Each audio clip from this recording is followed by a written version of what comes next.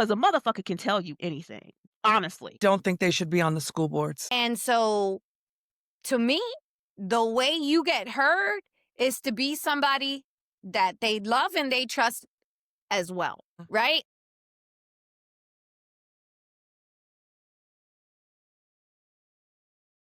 Okay. So today we're going to be talking about what does accountability look like for a racist? And the very first thing out the gate that we were talking about before we started recording is what is a racist? What does that actually mean? And we were like talking about, do we look at that the same way? And Jane, you asked the question, should we change that? What does accountability look like for a white person? And I chimed in with only white people can be racist, which is a huge, like, when people say that, they're just like, "What the fuck?" These white people can be racist, like, and so I'm gonna warn folks watching this ahead of time. When I tell you how I view that, this is gonna be very academic and, like, very ivory tower-ish because the reason for that is deeply rooted in social justice theoretical frameworks around it. So people say that all the time, but don't necessarily know the theoretical foundations of why people say that.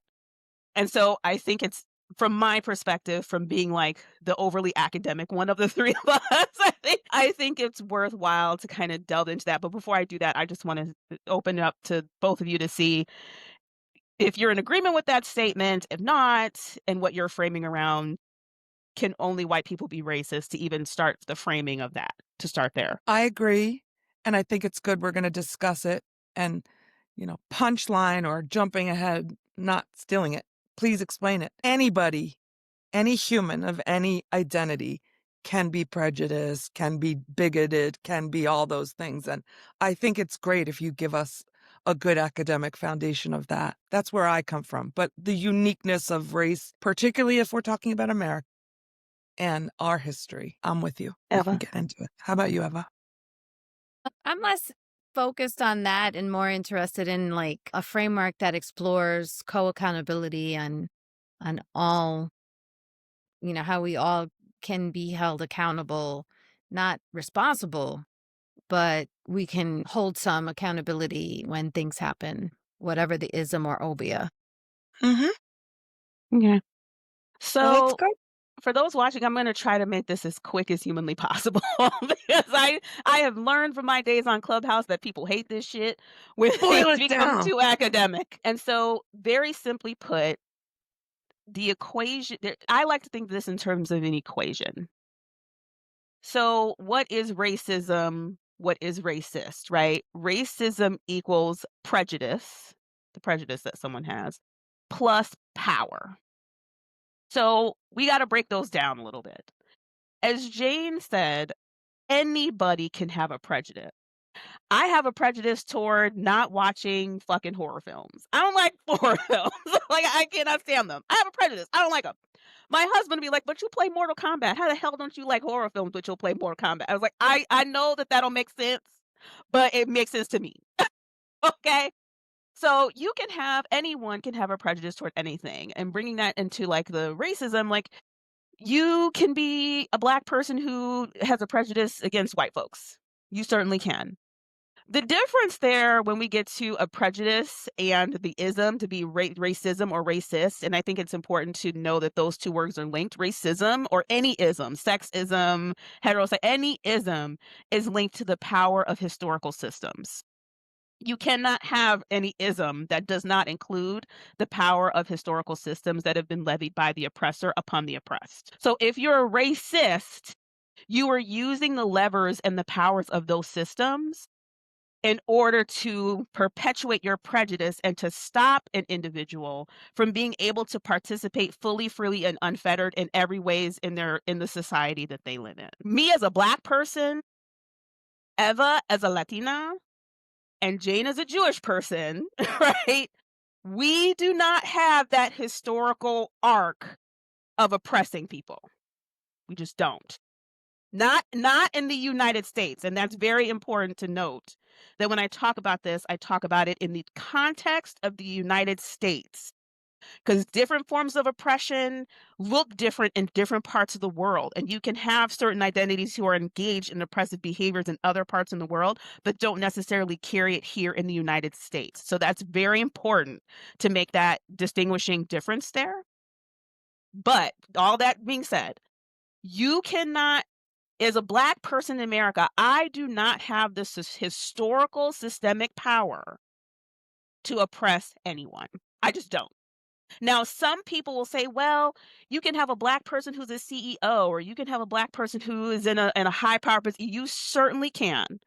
And that person can certainly act on their prejudice to stop someone from progressing in a job or whatever the case may be.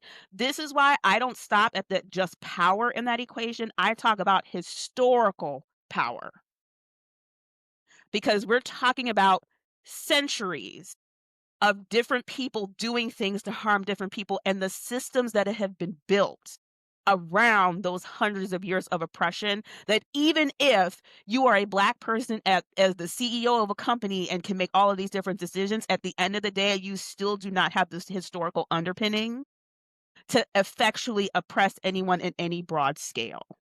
So this is why when someone says Black people cannot be racist, Latinx folks cannot be racist, that is where that comes from. Is because we do not have the historical underpinning for us to have caused that kind of historical oppressive damage that has been done over time, and the systems that are founded on them that we all live in to this day. We just don't have that. And white people do. And that's the same for sexism when it comes to cisgender men. That is for those folks who have disabilities and those of us who are able-bodied.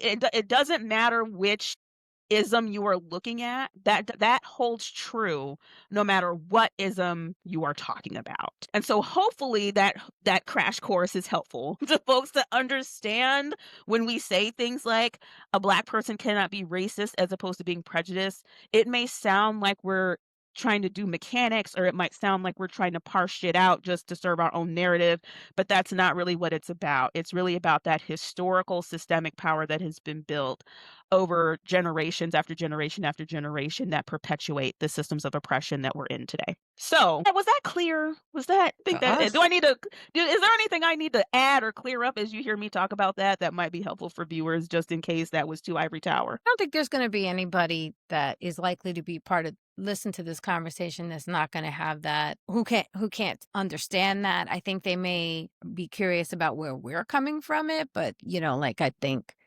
um I mean even with that primer, like I think that we may have variances in terms of the utility of it or when that definition makes most sense to use, and even the limitations of the definition in certain contexts. But I don't think I think it's great. And I also am like a fan of, how the like podcasts or like news things are like usually like orient towards the people who don't come in, like who don't understand, and you want to like, you know, give a definition for certain slang terms. It's like you got Google like everybody else. You know what I mean? They're like catch pause up. it and go find it, but why take up, you know what I mean? Let's not use our time to catch somebody up. And that's fair. I just, and I hear you. It's just that for me, like that conversation feels so much more nuanced than what like a Google search might be able to provide. And I guess the educator in me wants to be responsible. But But I they're get what not you're going saying. to Google's listen. free. Somebody who's committed to not hearing it, they'll be like, that's not the definition. It means hate. Do you know what I mean? Yeah. You know what I'm Yeah. saying?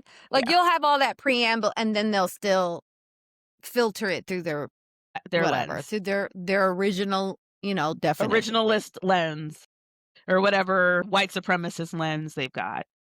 Yeah. Yeah, So, yeah, but yeah. but I think that's a good segue into dealing with the races. Now that we've kind of given a definition of what we mean when we say that, and that what we're, to Jane's point, we're really talking about white people. When white people show up as racist and use the levers of the system in order to continue to perpetuate historical oppression on Black and brown people, how do we hold them accountable? And what does accountability look like? First, a What process observation. I'm glad we are. say the question again? I'm sorry. Sorry, go ahead. What does I don't- accountability look like for someone who's white and shows up as racist? Oh, okay. What does that mean? Or is just white. That's how I feel. And Like it, or it's just white and, in the yeah.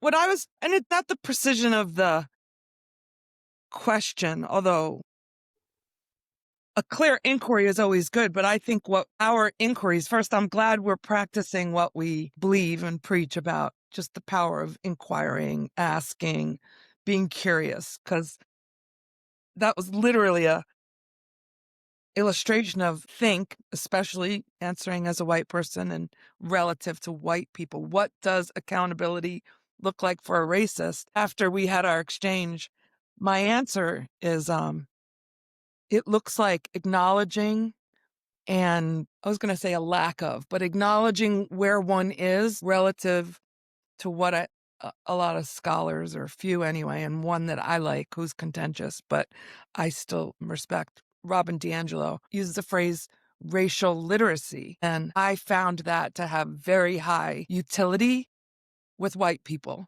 who were all over the spectrum on what their personal beliefs are about themselves and racism in America, race in America, but using the idea of learning literacy helped with framing it as something that is about, to whatever degree, deepening one's understanding of how we are all socialized into a system that is racist, that puts white on top. I mean, does that seem too basic? And if a white person doesn't buy that, that's where I have to start personally. And I don't know what you two think of that. We had a black president, you know. How can we be a racist country? Wait, I suddenly couldn't.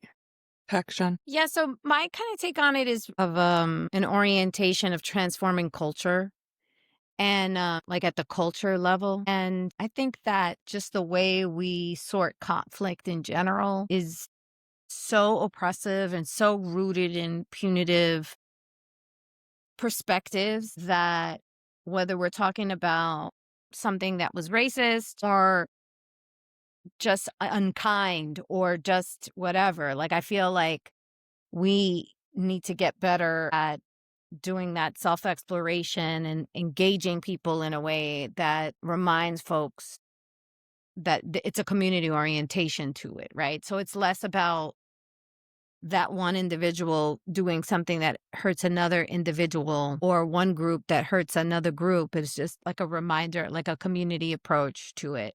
And, like there's always limits to these conversations when it's like so, philosophical and less, looking at a particular thing.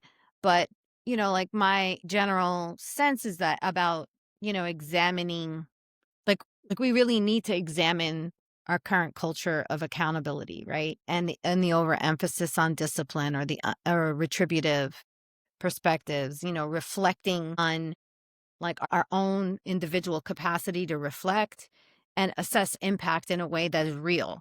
Because I think there's some people who think that, like the words that they use, which are harmful or harming, like they lack the capacity to understand the impact, the ripple, the normification, the bolstering of things and how they attach to structures and systems and larger societal beliefs. Like, so I do think that we do really need to like create room and space for reflection when things are happening, and then investing and getting ourselves on a trajectory that is about repair.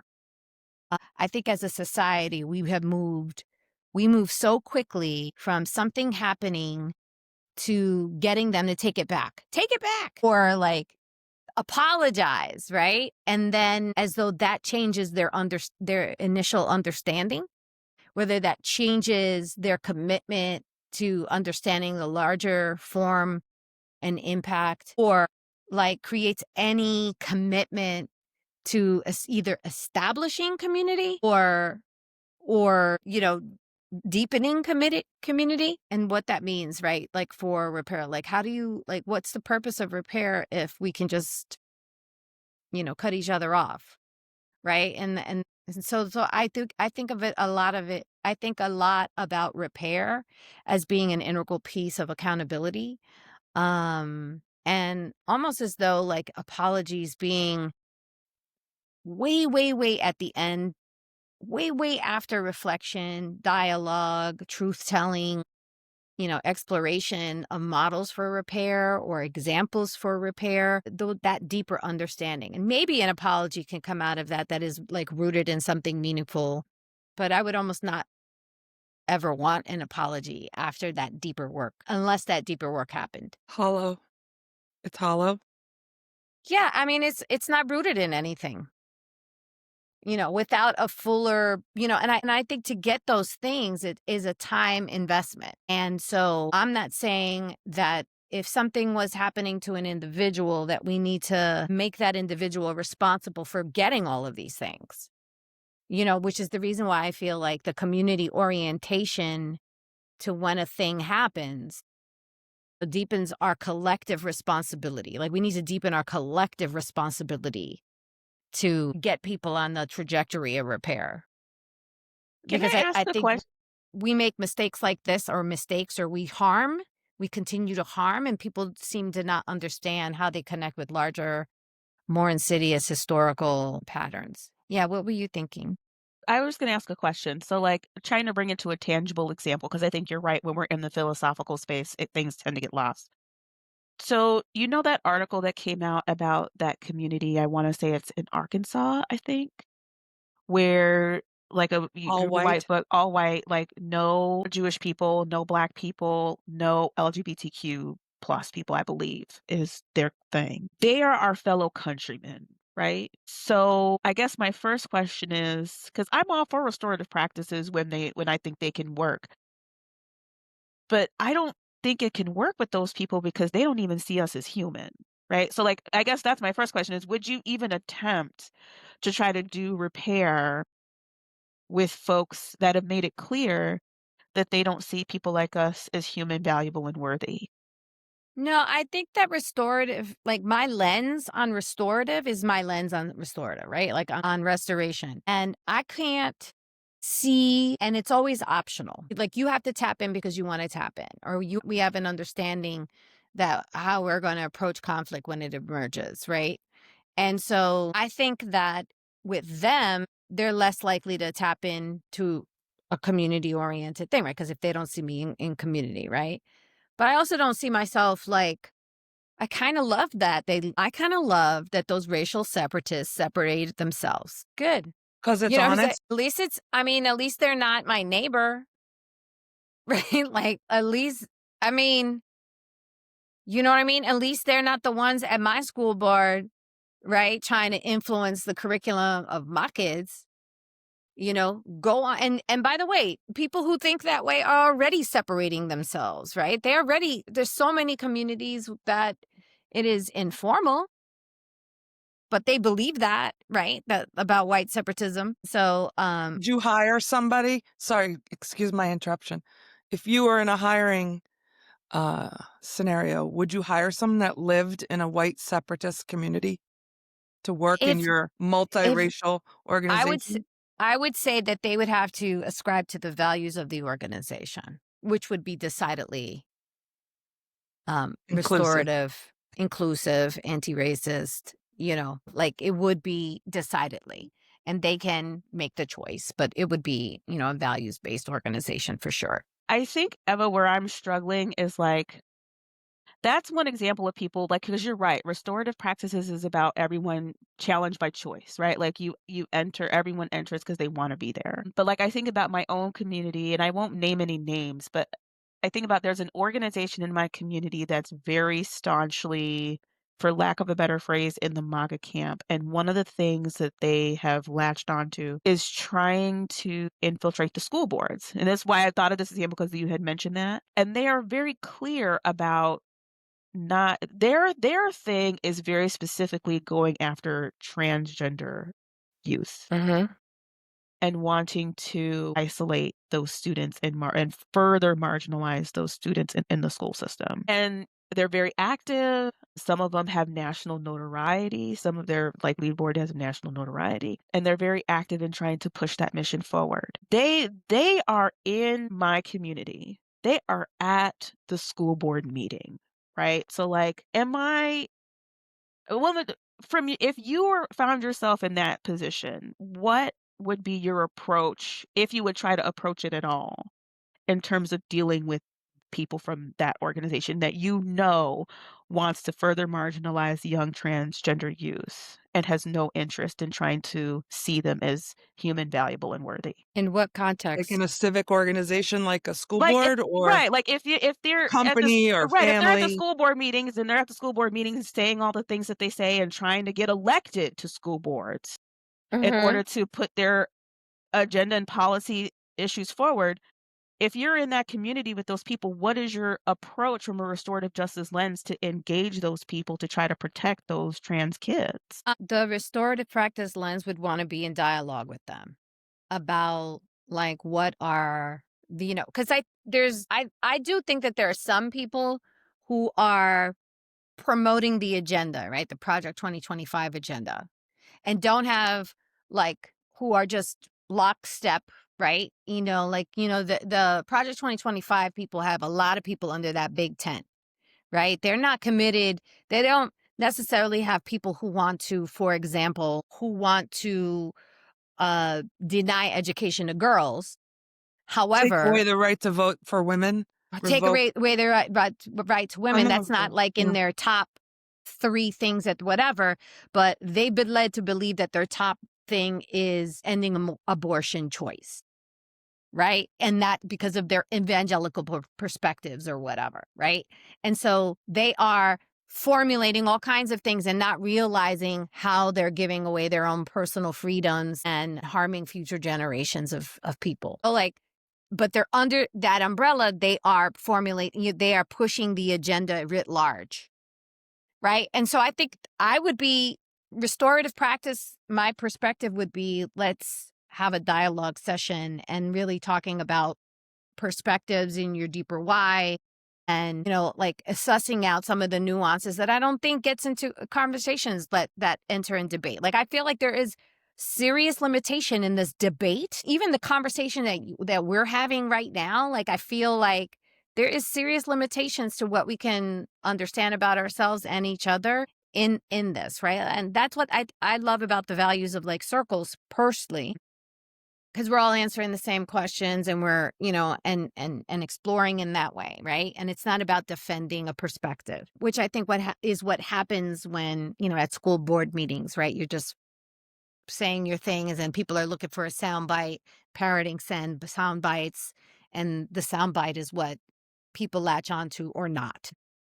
So, like, I don't really think that restorative practices is for every scenario, but I know for me, like, my deeper wish is that we had more of a relational, community oriented approach to understanding each other, not just me understanding them, but them understanding me, which really requires us to step out of certain communication footprints that I don't think support that deeper understanding and even the capacity to connect. Because I think that, as somebody who has a trans niece, and I think about her all the time, right? I think about how easy it is for the trans community, because they are so small, to be scapegoated, and, like, the problem be so large, like, become this larger problem in their minds because they don't really haven't been required to do any reflection or exploration about multiple truths that exist, right? So, like, yes, it could be a truth that's an abomination to your biblical perspective. Okay.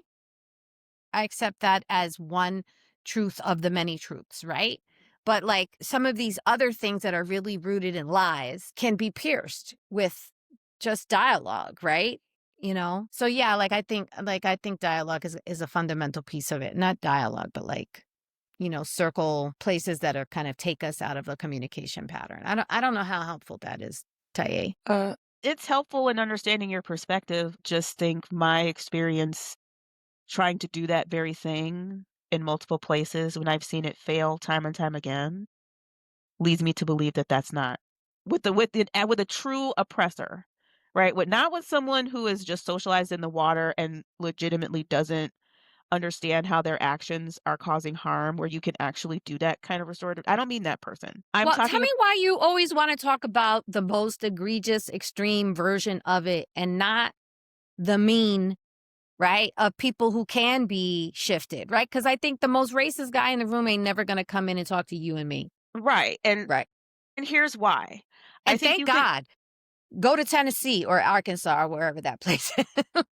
here's why I think even for the person who's, like, is socialized and who you might be able to have why that is incredibly difficult, if not impossible, because of their cycle of socialization.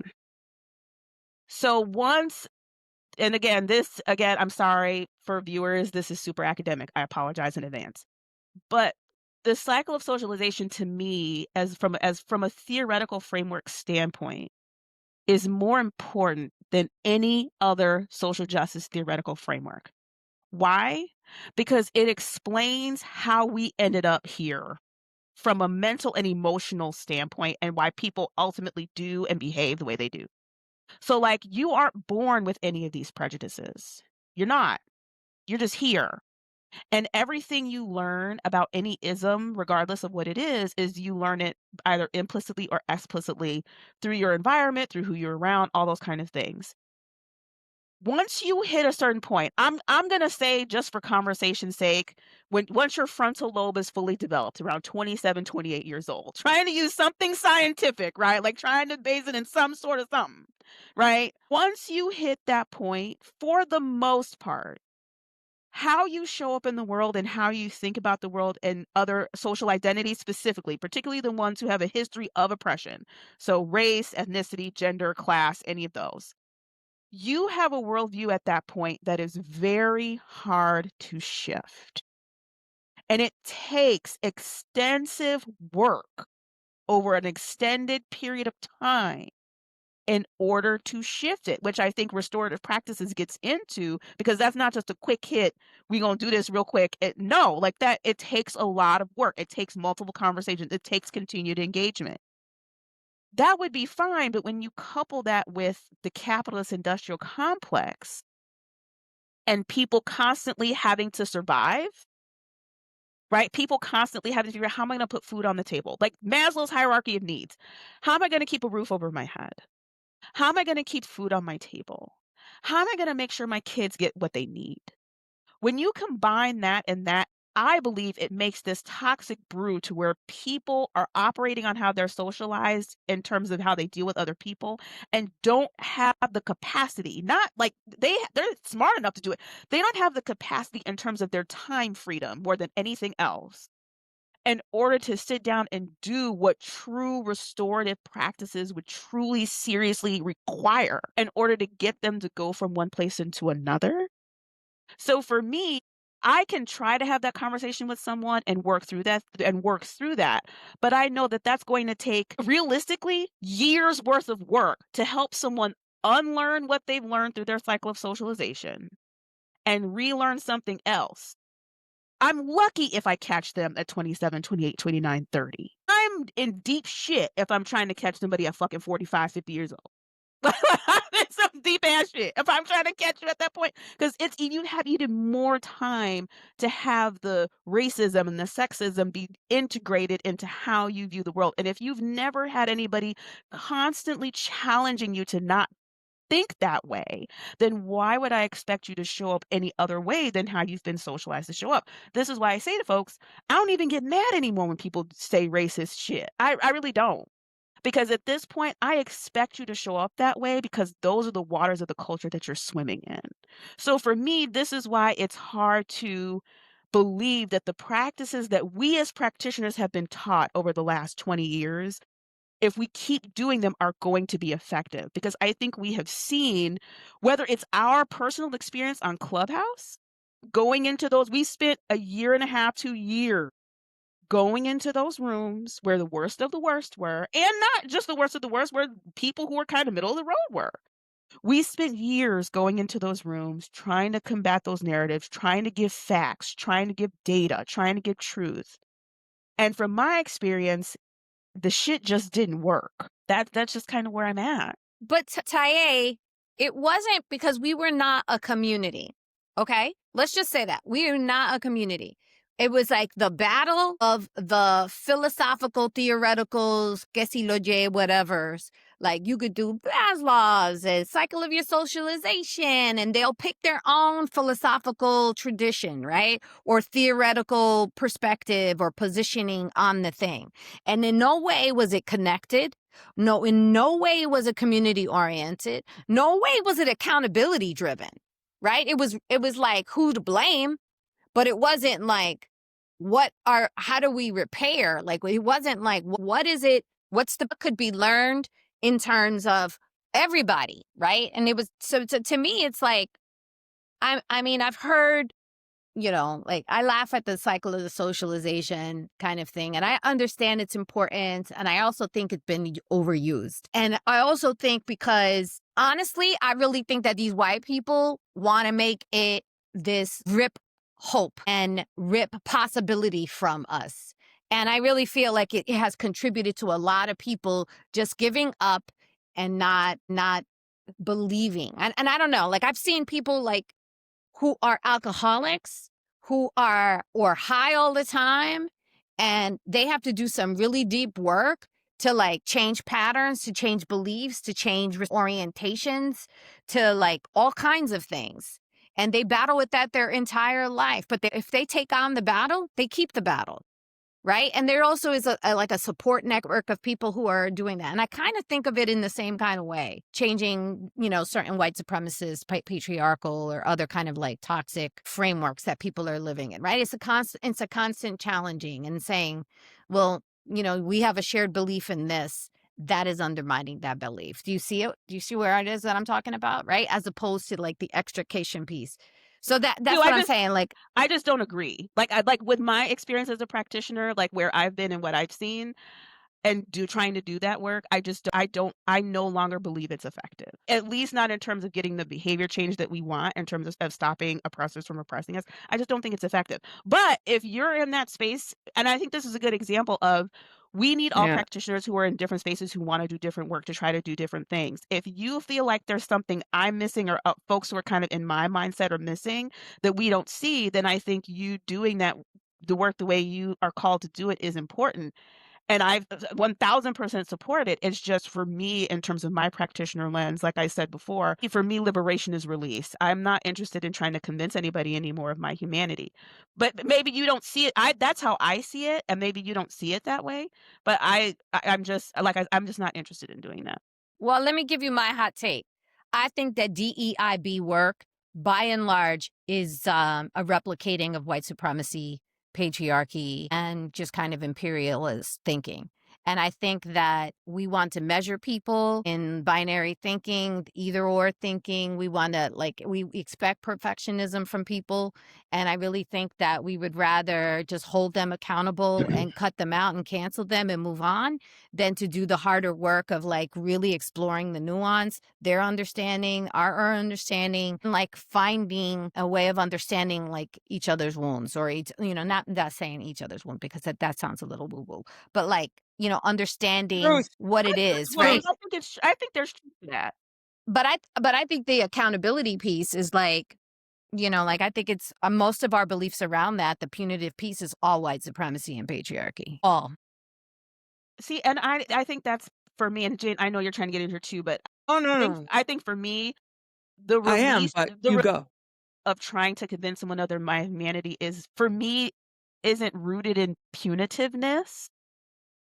It's rooted in, and this is going to sound very weird.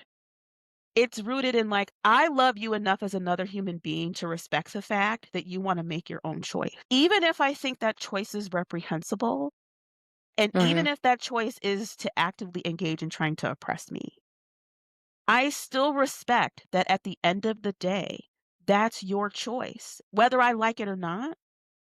And I respect your humanity enough and see your humanity enough to respect that you have to walk your own path. Whatever that path is, you've got to walk it. And I love you enough to release you to that path and to stop trying to make you do something or be something that you do not want to be. That's where the framing is for me. It's not trying to, like, say, like, "I'm gonna withdraw," because it actually is, for me, is rooted in a love of like, before all else, you are a spiritual person, a spiritual human being. You are a spirit who is having a human experience. For me, from my spiritual journey has led me there, and I see you in that. And if that's who you are and where you wanna be, then I release you to it, because I love myself enough to not have to try to convince you to be or do something you don't wanna be. I respect you enough to let you do you, and I respect me enough to honor myself in my journey as a spirit having a human experience. I don't wanna make light of it, but I would say, but don't go on I don't think they should be on the school boards. I mean, really, that's just to link it, and I think that that could be done. You could whatever the governance structure is, school board or otherwise, it already happens. Boundaries of propriety and, whatever it may be, they are drawn all the time. So someone would have to say, you're in that scenario before. Your anti-trans stance um, is inconsistent with the values of this school board and this community. So no, we don't want you. Now, do I think that's a pipe dream? And it's not an area where I'm familiar with. Yep. But so Taya, you're saying you're not stressing over it. You're just releasing it for your own well-being. You don't want to spend time trying to convince someone. And you're saying they're still human beings.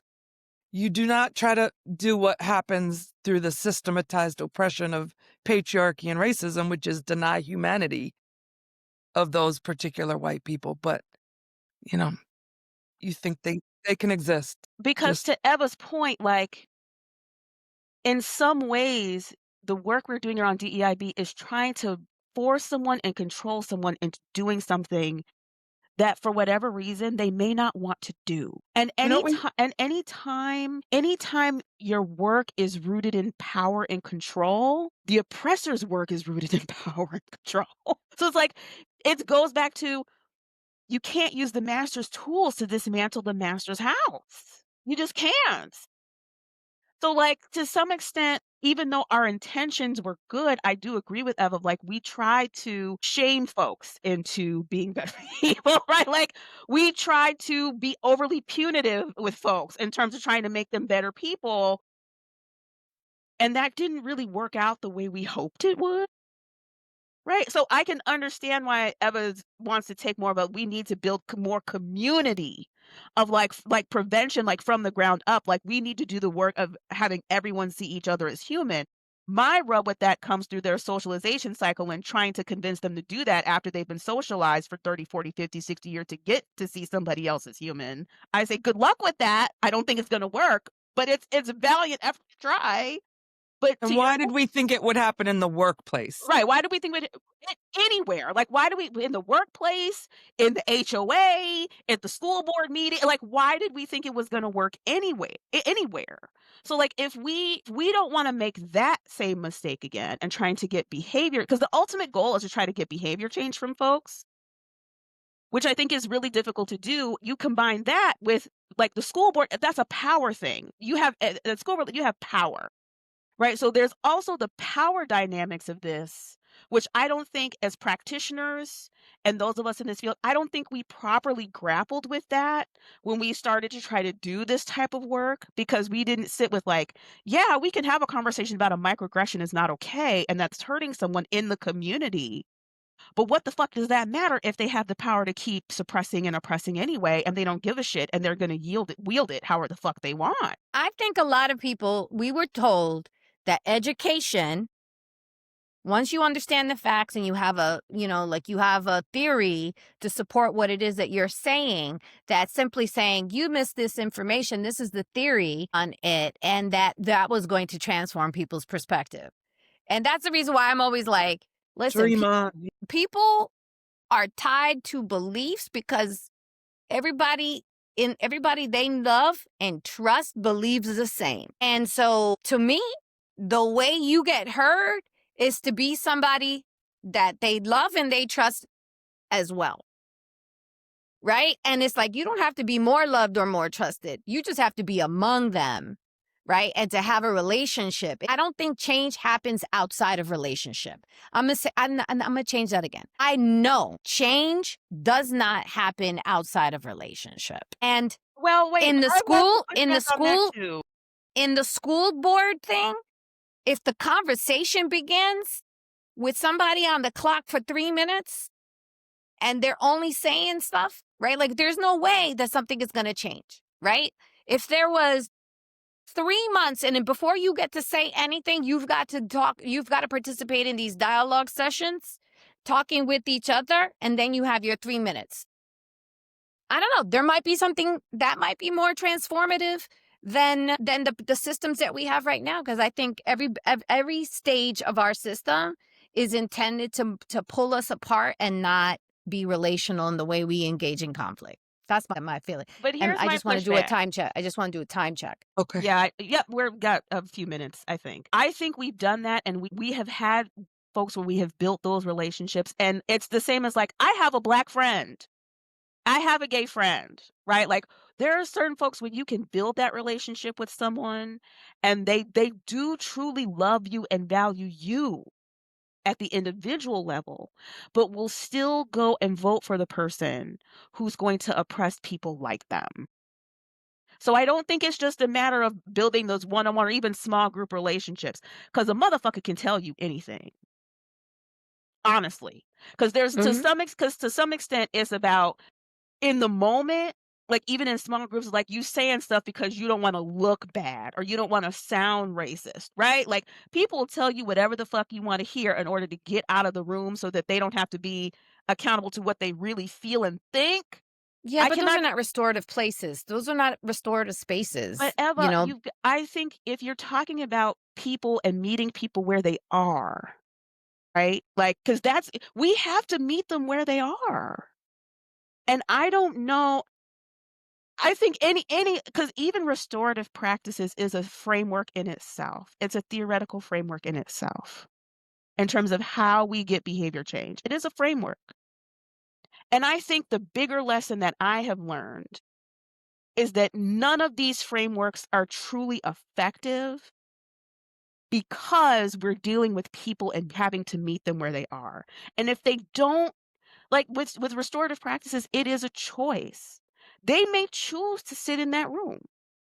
They may choose to go along and say the things that they think they're supposed to say to maintain a certain level of standing within the community and still turn around and go to someone who was not there, who they is also white along with. I can't tell you the number of people who are white, who I'm in community with, who come up to me and say things like, "You would not believe what this white person said to me because they thought that they they could say this to me and I was gonna be okay with this." It happens all I think any of these theoretical frameworks we Then use to what do try to they change do to it? behavior, we're fighting an uphill battle because again, we're trying to make them believe something or think something or be in community with people who at the end of the day, they just don't wanna be. Well, Which begs the question, what do we do? And like I said, if you've got an example of where that has substantively worked, I would love to digest it and to dissect it and to work because it's important. It's really important. Because if there is a way to do that work and make it work and it's authentic and it can hold within the power structures that we know we're dealing with, then we do need to take it seriously because ultimately we're fighting for our liberation. And any way we can do that is important. I'm just saying I have yet to see where that has truly been effective and sustainable long term. If we can learn from history somewhere where that has truly done that work and it's been effective and sustainable long term, then I think we definitely need to figure out how to do it. Because if we can find a way to get those people to truly be in community with us and to see us as human, valuable, and worthy while seeing them at the same time, then I think that's what we should do. I'm just trying to figure out where the example is. Well, it's indigenous wisdom. So, I would ask them about their experience with harmony, but also, like the extrication and what it looks like in other environments. There's lots of like examples, but I have to go. Yeah, we can stop here for today and then figure out what we want our next session to be and all that kind of stuff. But I Okay. think today's discussion was a good one.